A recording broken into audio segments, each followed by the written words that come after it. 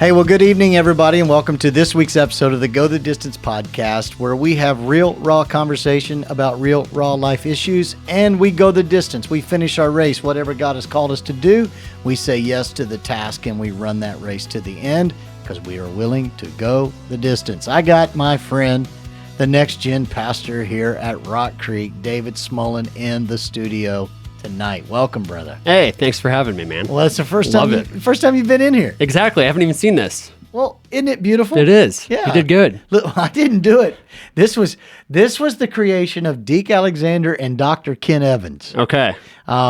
So this all came about. Ken the pilot, Ken? Yeah. Okay. I call him Dr. Ken. All right. Because he can do anything. Yeah. I mean, he can surgically remove anything in your life. I don't know. I wouldn't want him cutting on me, but he's just such a brilliant guy.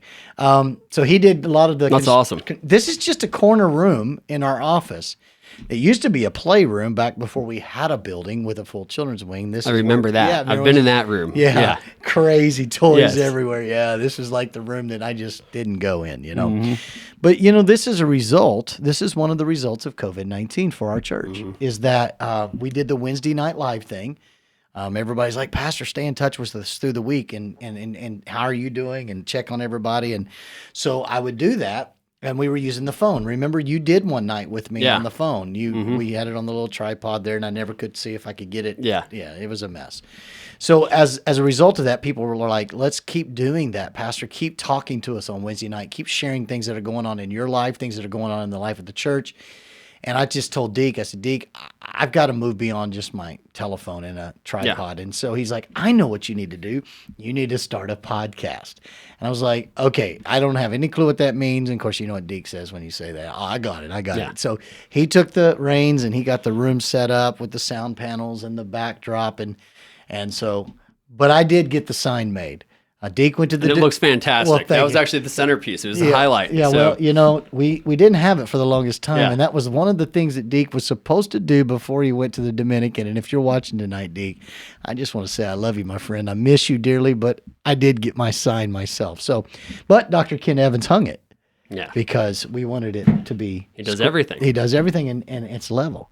Mm-hmm. Because if you ever want something done to detail, get a pilot to do it. Because you want your pilot to be a man of detail, especially when you're talking about level. Yeah. You just don't want a pilot just to get in there and fly by the seat of his pants. All right. No. So hey, we got David in here tonight, and the last time you and I did something like this was at my house. It was during the COVID lockdown, and a lot has changed. Our church reopened back up on May 24th, kicked back in with student ministries as well, and then you did camp this past summer. We did camp right here in house. Just amazing. Beyond that, you've had a baby. Well, yes. I have not had a baby. That'd be weird. Yeah, but Jenna had a baby. Your wife's had a baby since we last talked. So let's talk about what's going on in your life. Not a lot of sleep. That's for sure. Yeah, pretty much just wearing Spit Up like cologne. And trying to keep my other 3-year-old alive too. So that's been pretty much it. I was just telling you before all this too. I'm like, there's no semblance to schedule over the last 3 weeks. And I realized how much I like schedule, and it's been driving me crazy. Yeah. So I'm trying to figure out the new normal. Yeah. Stability is so much better than agility in my life too. So you've got Cam and you got Matthew, your sweet 2 boys now. And you got Jenna, your beautiful wife. And you guys are just awesome. And we're so glad you're here doing our NexGen Ministries. And we just got done having a meeting for about an hour and a half as we've discussed a timeline for a big step in your life potentially with your family. And so we're so excited about what God's doing in your family and what God's doing with you in ministry. You just finished up school. Yeah, I graduated in December from DTS, so that's awesome. That's one less thing off my plate. Jenna basically said you had to finish before the baby came.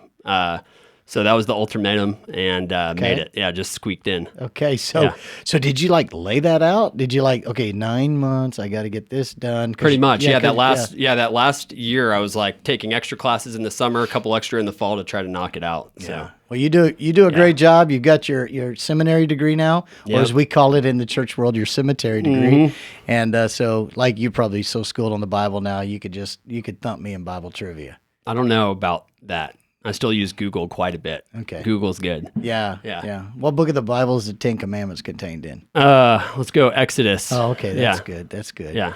Who was first, Abraham or Moses? Abraham. No. Yes, Abraham. Sorry, you're just throwing random stuff at me and making me double guess it. Who was Abraham's firstborn son? Ishmael. I almost got you. Yeah. You I just almost said yes. Isaac. Yes, I did. I was like, I feel like there was a trick question around the corner. Yeah, who was the only judge that was female? Deborah. Yeah. Come on. Look at that. Yeah. DTS. Yeah, the way to go. Is the book of Revelations or Revelation. Revelation? Yeah, okay. Who wrote it? Oh, that was John. Yeah, where was he at when he wrote it? Patmos. The Isle of Patmos. He had been exiled. He's the only disciple that was not martyred for his faith. Yeah. Just kicked to an island. Like, I'll take that. Like a little Wilson. Like, I wonder if he had a beach ball, volleyball, or what he was doing there. I doubt it. Yeah. Yeah. That's so cool. Yeah. Yeah. Where was Paul's hometown? I don't know. You might have got me on this one. I got you. I'm going to say Jerusalem, but I don't know. Come on. Who was he before Paul? Saul. Of what? Tarsus. Come on. Yes. There we go. A little phone a friend. Yes. What day of the week did Jesus die on? I think Friday. He died on Good Friday. Yeah. We go Friday.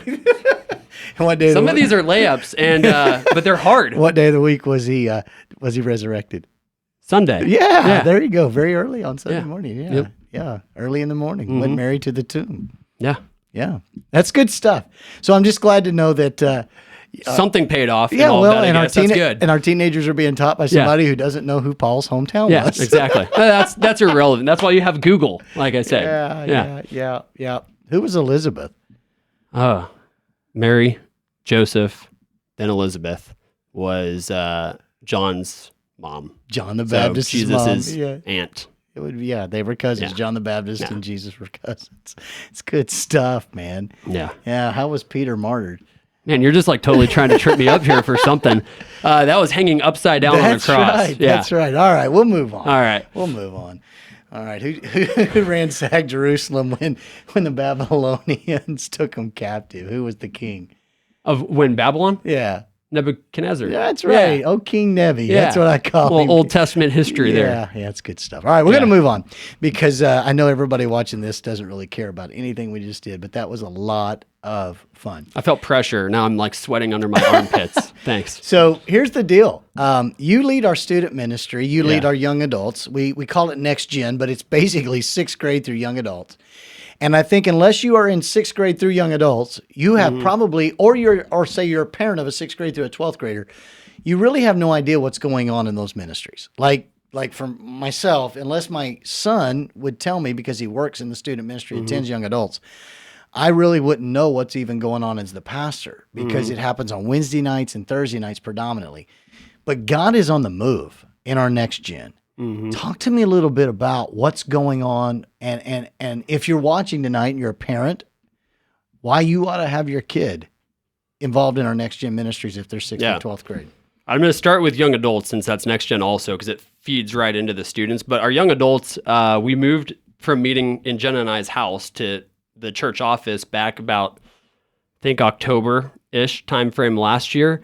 That actually helped us grow more. I didn't know if that would be a good move or not, but I think getting so central back to the church, that actually helped bring in a lot more people. So I see a new hunger even in our young adults, which is, again, that kind of college age group. We're up to about usually around 25 each week in that ministry, and before anywhere around 15. So we've grown quite a bit in that. So that's like post-high school graduation to what age? I mean, we have about 30 is probably about the cap. I mean, we have a 30-year-old in there, but I'd say most of them sweet spots like 18 to 24. And are these married people or single? Both. We've got like 2 married couples in there, 2 engaged couples that are going to be married. Okay. Yeah. So yeah, that's what happens. There used to be a day where everybody was dating, and I was like, if this thing blows up, it's going to be because everybody broke up. We're past that.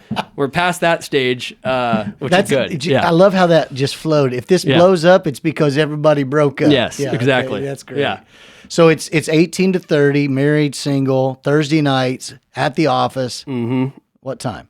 We meet it at 7:00. We feed them dinner because if you feed them, they'll come. That's my philosophy, at least with college-age kids. Yeah. I could have come for a meal for sure. The voice from the corn. Yeah, exactly. Field says, if you feed them, they will come. So yeah, we start at 7. That distance. And then we go till about 9. But man, again, they're so hungry just to be in community and start connecting with God, connecting with other people authentic in that age range. Most of the time, we're not even getting close to leaving here till 10. We stay as late as they want to stay, and it's late. Because the last Thursday night of every month, we have our board of directors meeting upstairs in the conference room. And you hear it. Well, but I leave sometimes at 9:30, and they're still visiting and they're doing communities, what they're doing. Yeah, okay, exactly. Right. And I think that's so important for that age, because I know that when you get into that young adult age, you have almost this romanticized image of what it's supposed to be like in college or post-college, and it's not what it's cracked up to be, and it's significantly more difficult. And so we always say, hey, we know adulting's tough, but you don't have to go at it alone. And so that's what I'd really encourage anybody that's, again, in like that 18 to 30 year age of range, find other people to do community with. You can't do it alone. Yeah. Well, when I think of, my life from the age of 18 to necessarily about 20, not past 21 for sure, but that's such a hard age range. Let me explain what I mean. So I grow up with hundreds of thousands of dollars being spent to reach me from the age of 6th grade to 12th grade. Mm-hmm. And then I graduate from high school and I go away to college. It's like, okay, you're on your own. And the church really didn't have much of an investment into the young adult generation. Yeah. And so that's why most of us, it's not the excuse on why we strayed, but there was a lot of emphasis to reach us when we were teenagers. Mm-hmm. And there was a time in my life that I had this passion, this desire in my heart to do something to focus on like a conference or a ministry, like a yearly thing or twice a year, and now they have that. I think Louis Giglio had a little bit bigger vision than I have, called passion. You know, but that idea that there's something out there for that 18 to 30-year-old who's post high school graduation, some in college, some post college. That's such a strong season of life to either launch you into an amazing walk with God or really allow the enemy to derail your walk and destroy your life and detour your life in some horrible, poor decisions in that age frame. So I love the fact that we are intentional about investing in them. Now, it would be easier here to draw a large crowd of young adults if we had a university in our back door, but the closest university is in Denton. But we've got a great group of young adults coming. We do. Yeah. You said you got about 30 that come? Yeah. That's awesome. Mm-hmm. So way to go. Kudos to you guys. Kudos to your leaders. I know you have adult leaders in there that help you lead that. Mm-hmm. And when I've popped in, I will say this, when I've popped in the last few weeks, or we've had a board meeting and I've come down into the big room in the office and I look around the room, there's so many faces and names I don't know. And that's awesome. Yeah. It's awesome to see the new people. So it's really cool.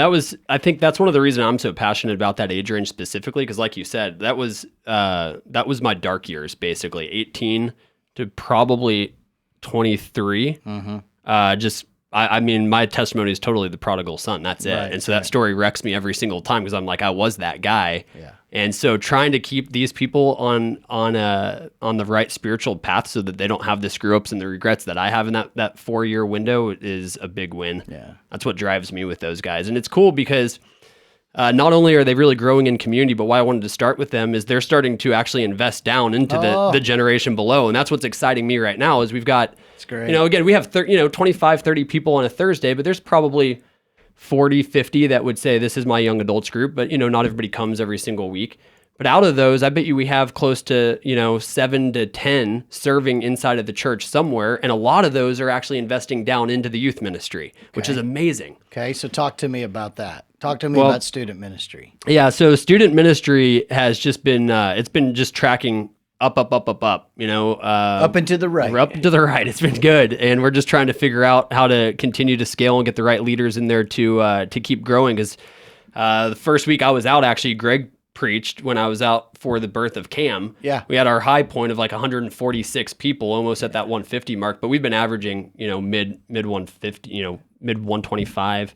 somewhere in there. So don't tell Greg that. Yeah. He'll think. They went to it. He already texted me. He's like, "Hey, you weren't here. It was the best night ever." I was like, "Okay." What's funny, I say that because there was kind of a running joke back in the day when Deke was still here and he was our director of operations. He'd say, "Who's preaching this week?" And we'd say, "This week is Greg's." And he's like, "Cool, the offerings will be up." And it was always a running joke. Yeah. So that's why I said, "Isn't that interesting that you had your highest attended Wednesday night when Greg spoke?" Of course. And again, I kind of butchered it, but again, we're steady at about 110 to 125. Okay. Somewhere in there, it seems like this semester, which has been awesome. Yeah. And you're not even full time. I mean, you work a secular job full time. Yeah, that's part time. So working. No, that's not. It's less than part time pay. It's full time work. That's true. Yes. Yeah. I've been putting in most of my focus and passion there, but we gotta get slinging advertising. Yeah, during the day. So what is your day job? I work at a company that sells digital advertising online. So that's it. Okay. Yeah. All right. I'm selling stalker ads, So when you're looking at those Nike shoes and then they follow you, ding, ding, ding, ding, you're welcome. That's funny. So like when my wife is searching for stuff on Google and she's searching stuff like shoes and stuff to buy on Amazon, and then all of a sudden she's getting ads on Facebook about the same exact thing. Yeah, exactly. That's you? That's it. That is it. We do it more on a business to business level, so we're not really doing a lot of the consumer ads, but it's the same thing. We need to find a new NexGen pastor. Yeah. No, I'm just kidding. So you do that, and then you're leading the crew that's leading student ministry. You're leading the crew that's leading young adults. Tell me something that's happened of recent in the student ministry that makes it worthwhile. All this stuff you're doing. All right. So Wednesday before I take off for the birth of Cam, 9 students give their life to Christ that night. Get an email from a mom the next day. Her son's first day at youth. They had just moved from out of state. She meets one of our other leaders in the lobby. They hit it off. They help her son get connected. Amazing job by our team just to, again, assimilate their son. He gets into the car. First thing he says to her is, "Hey, I fully surrendered to Jesus tonight."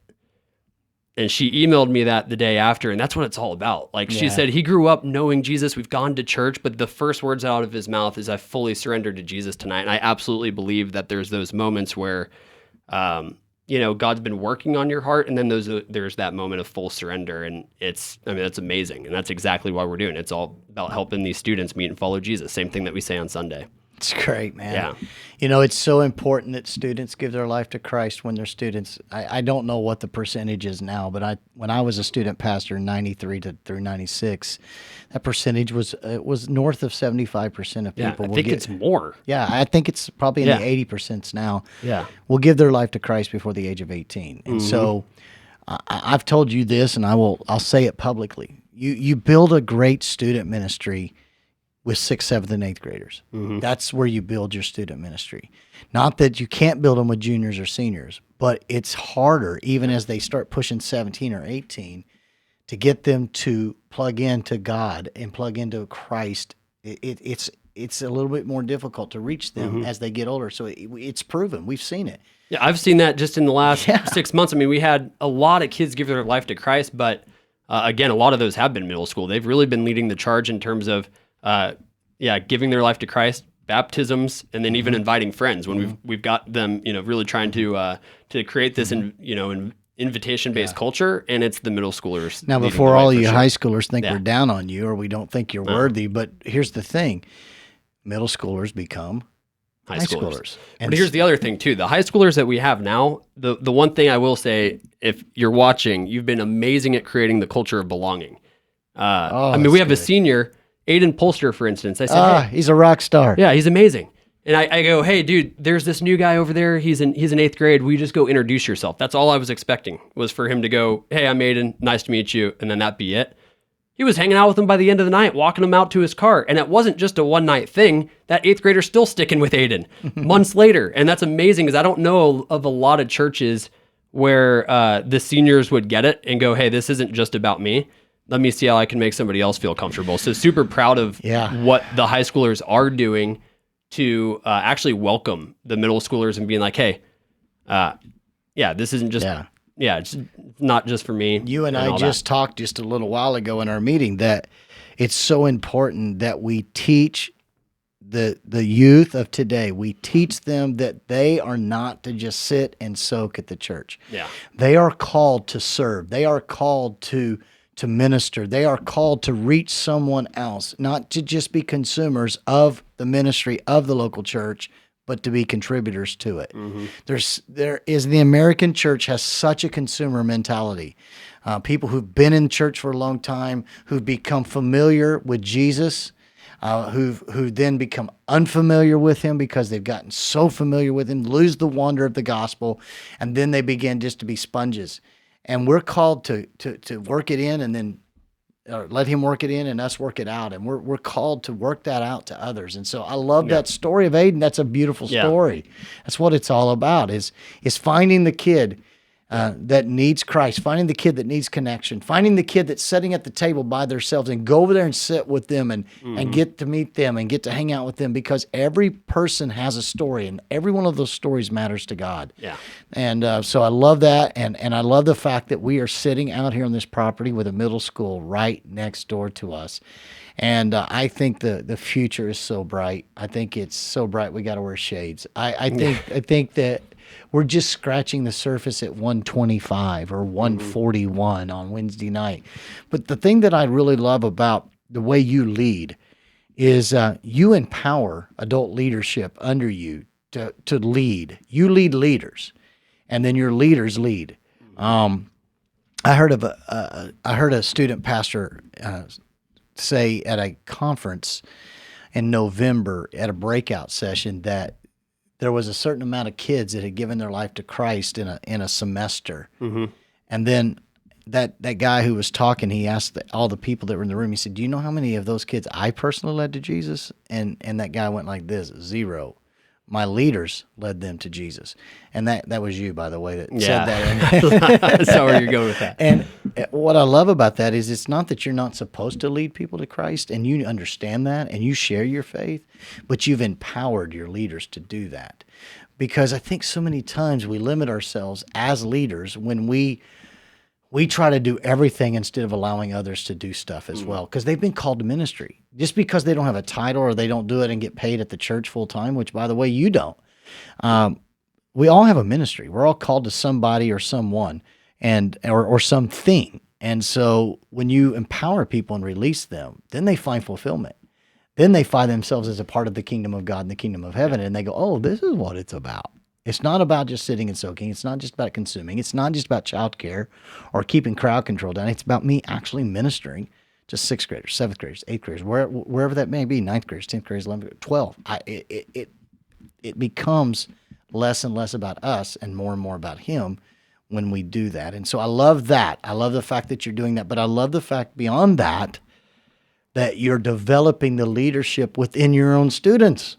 And now they're flipping around and they're, as young adults, like my son, who was in the student ministry, who's now a leader in the middle school ministry as a young adult. So it's a cycle.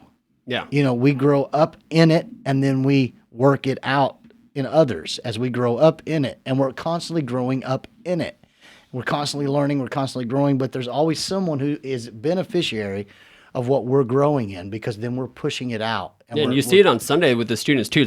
What I really want to try to push from a value standpoint is just invest down. If you're in high school, invest down and serve in children's ministry on Sunday. Or be like Caden, go park cars, like whatever it is, be a greeter. You've got something that you can contribute to today. And then again, if you're a young adult, come in and start serving with the students. And so I think that invest down culture is powerful. I think it's powerful even for our church as a whole. I mean, you see, people like the generational. Holmans and, Billy and Heidi, who were in my first life group. And they were so instrumental in helping me and spurring me along to say, hey, serve, get plugged in. You've got something to contribute. And so it's really cool just to see that, again, I think generationally, not just with the next gen either.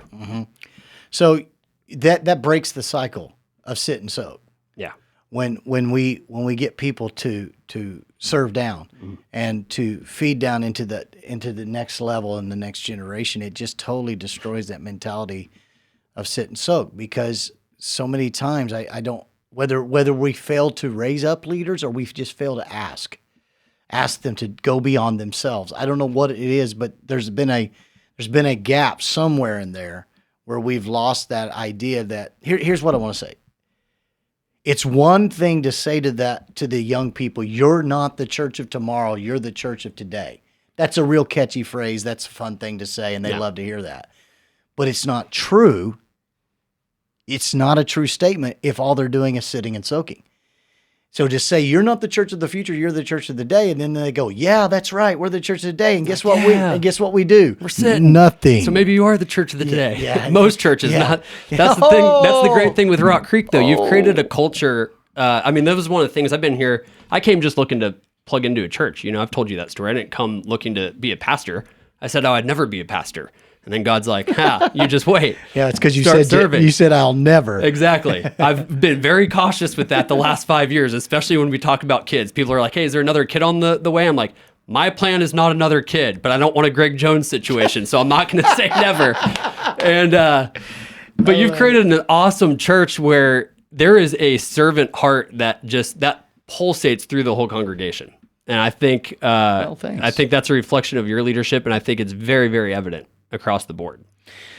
People are, and it's not a negative thing by any means, but people are like, Pastor, you don't need to do that. Pastor, you don't have to do that. Pastor, let us do that. And I need to be better at that. I do. I need to be better at giving things away. It's hard for me.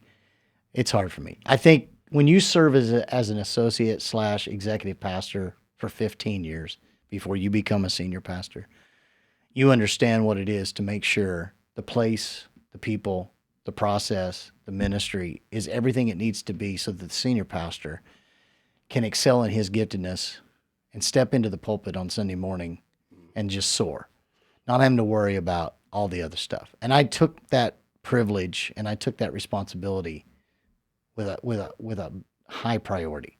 I loved what I did. And so when I become a senior pastor of a church that you start from scratch, you have to do everything. You just do. Everybody's doing everything.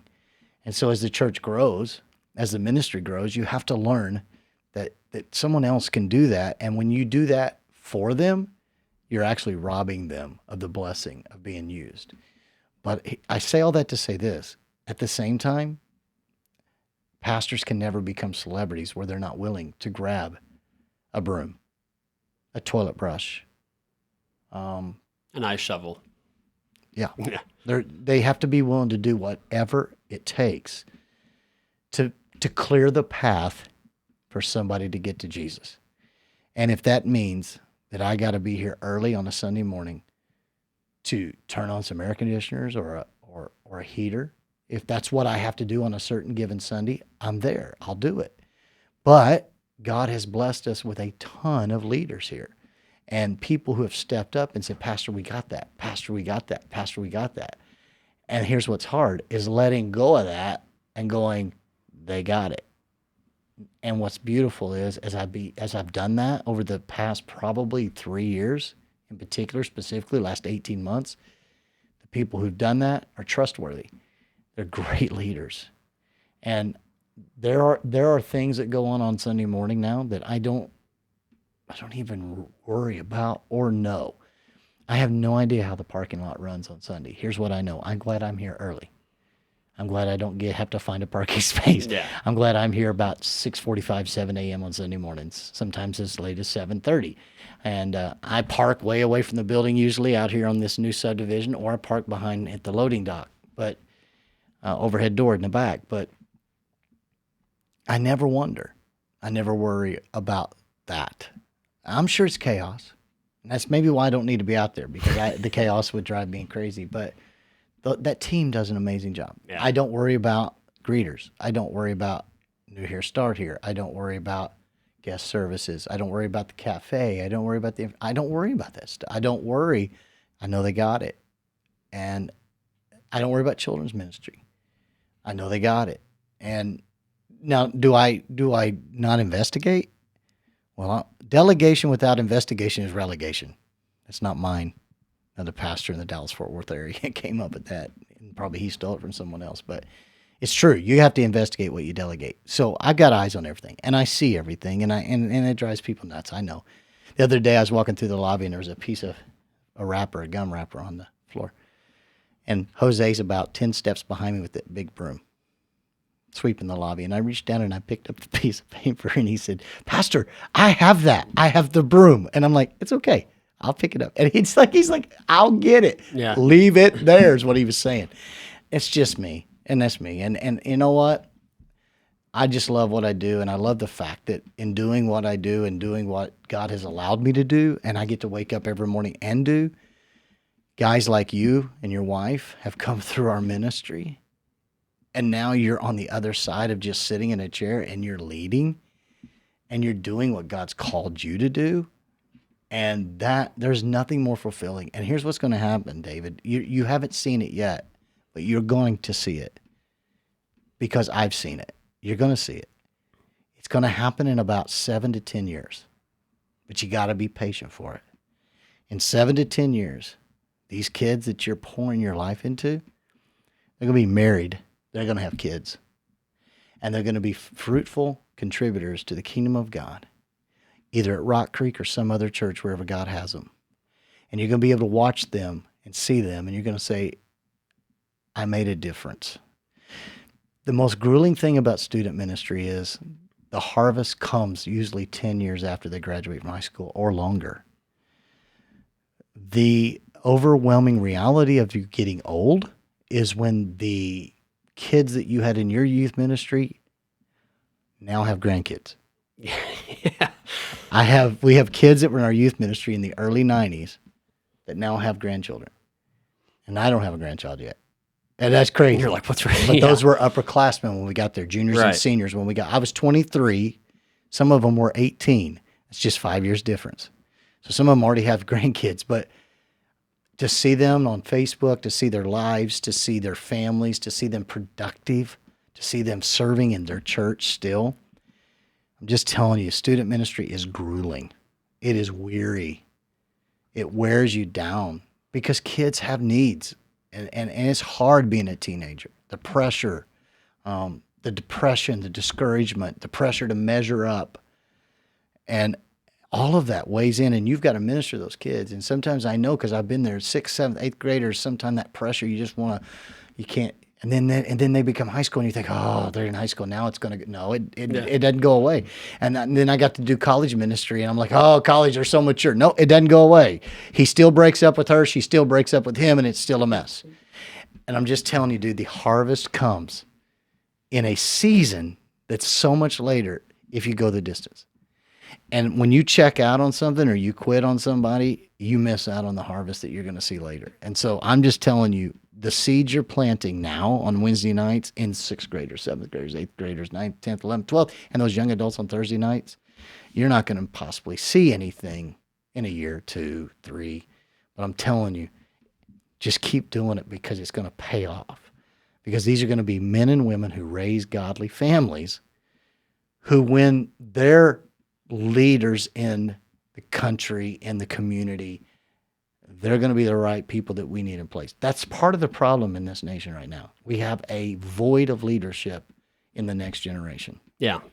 And that's why it's so important that the church does what we do. It's why it's so important we invest in the next generation. Number one, as we talk today, I'm 51. It happened overnight. First 25 years went by so slow. Last 25 years have gone by so fast. I'm beginning to see the finish line of ministry. You're just beginning to run. And I asked you to keep me young because I want to stay young because the youth is where the life is. And we've got to stay focused on the next generation. We cannot die and leave nothing behind for our kids and our grandkids to follow. And so thank you to you and Jenna. So I love all of that because I think you're spot on. I want to flip the question to you, though, because I think the next generation, they're so hungry for success, but their view of success is so skewed by a value system of the world. And I think, you've been preaching on the kingdom, and, Jesus just has an entirely different set of values. Like organizational values might drive culture, but kingdom values really drive like a condition of our heart. So let me flip it to you. As they look to you, as we look to you, what does success look like? You kind of had this conversation with JJ on the Instagram thing. It was one of the things that was going through my mind. You said, at assessment when you were getting a church plant, they asked you, hey, what's 5 years into it look like ministry success now? So if you're, 51 and however long, you continue down this path, like what's the next 5 years? What's success to you? So if you'd asked me that question in 2006, the answer to that question would have always been a numerical number. I was asked that question. You referred to that in your question. I was asked, what does success look like to you in 5 years? And I remember answering it, well, if our church isn't running 500 people in 5 years, I'll feel like it wasn't a success. I didn't say I'd be a failure. I said I would feel like it wasn't a success because I equated success to butts and chairs. Obviously, that has changed since '06 because lots of people have come and gone for various reasons. People are people, and people get crossways with others, and people get discouraged. God moves people. There's no bad people in the world when it comes to church. They're just misplaced people. They need to find another place. So far, I've not been the misplaced person, so I'm the common denominator that's still here. But people have come, people have gone. So you can't measure success. You just can't with butts and seats. You have to measure success on investment in the soul of the butt in the seat.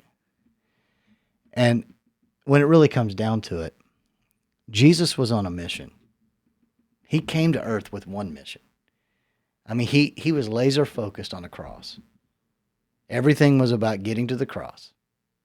But in that laser focus of that mission, he never lost sight of the people around him. He never lost sight of loving his Father and loving people. He never lost sight of the investment in the individual. I had to learn that. I had to learn that my job as a shepherd of a church is to reflect the shepherd of the church, the one who said, I will build the church. And so I've tried to adopt the fact that if I can just make a difference in one person, I've actually been successful. Andy Stanley would say it this way, do for one what you wish you could do for everyone. I want to do that, but I want to do it for more than one. So that there's nothing wrong with numerical goals. That's what gets me out of bed sometimes in the morning is to drive to the next level, to drive. But I'm going to tell you straight up, I don't know how big God wants Rock Creek Church to be numerically. I don't. I don't have a desire to pastor a mega church. I don't. If you'd have told me that someday the church will run 1,200 people as it is now, I would have said 5 years ago, you're crazy. But I would have also said, I believe in that. There's a part of me that believes that can happen. At the same time, I have other people speaking into my life going, you realize 1,200 is just scratching the surface of what God's getting ready to do. And so what if God says Rock Creek runs 5,000? And let's say in 3 years we run 5,000 on Sunday morning. Does that mean I'm more successful at 5,000 than I was at 1,250? No. How can you be successful at 5,000 if you're not having an impact on people's lives? If you're just going through the motions, you're just communicating an amazing message because you have a gift that God gave you to communicate, but you're not in it for the right reasons, your heart's not right, and you're not making a difference in at least one person's lives, what difference does it make if it's 5,000, 50,000, or 50? Jesus said, and he gave the parable that to some he gave 30, to some he gave 60, to some he gave 100. God's got a place for all of us in the kingdom, and he's got different jobs for us to do. We're all on a bus.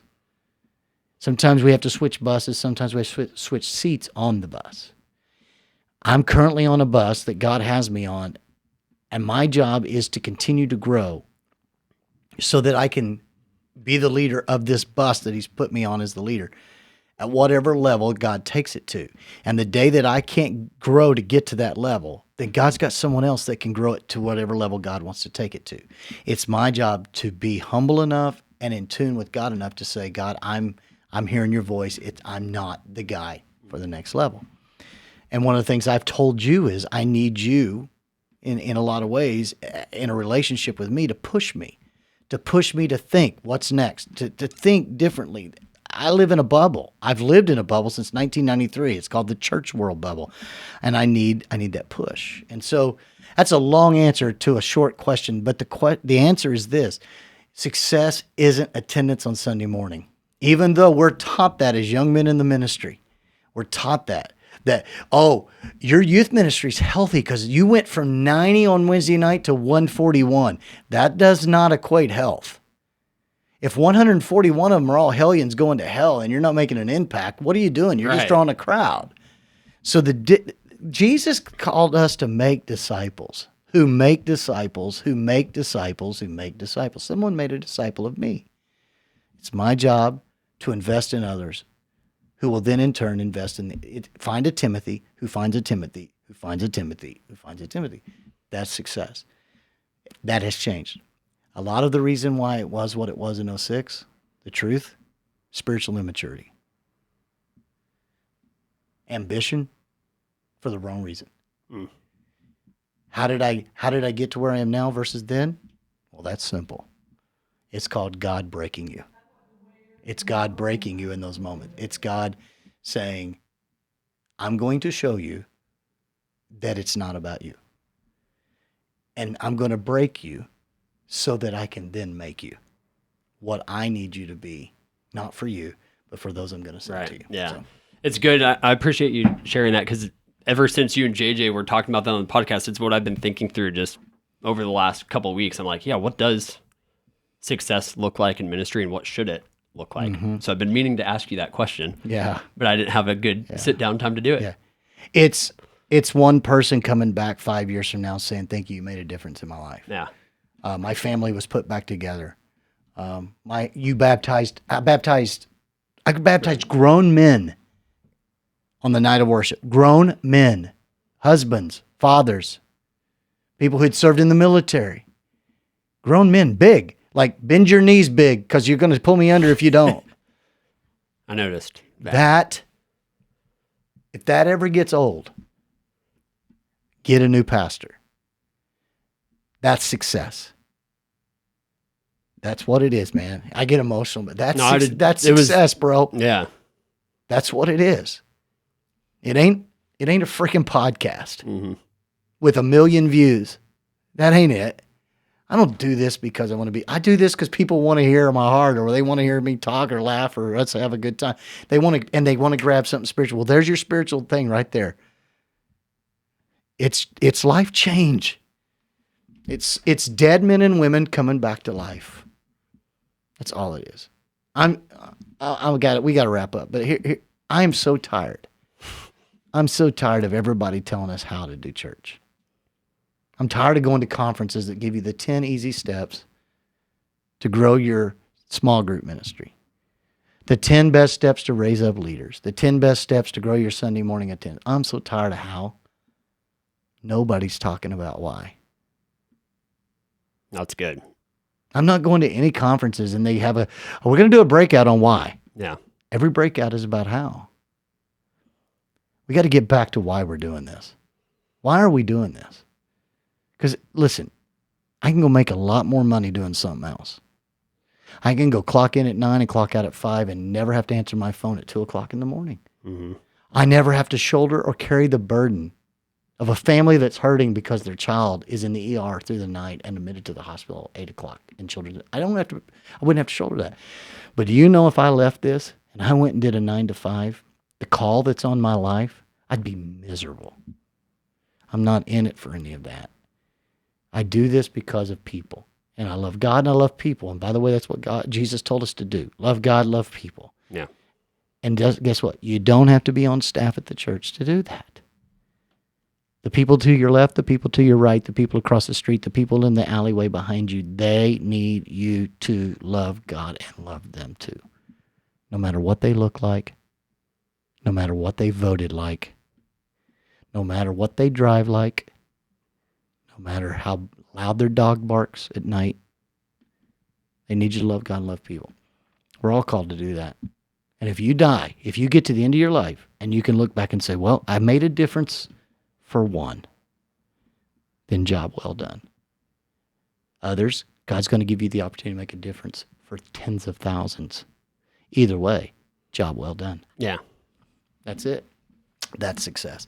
And that's what you've got to do as student ministry. That's all you got to do. Just see boys and girls who are dead in their sins, dead spiritually, come back to life.